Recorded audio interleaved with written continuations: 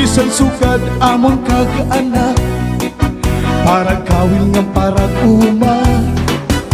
Si tatay nag-aarado, si nanay ang nagtatanong, ginaantos ang kagulanan para sa amon pag-araw.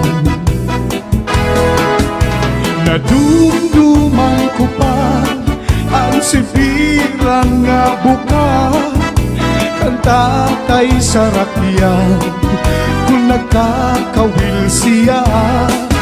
Masubas ko mabalud, makadto sa lawud, para lang makakuha sa among igsusuran. Yeah!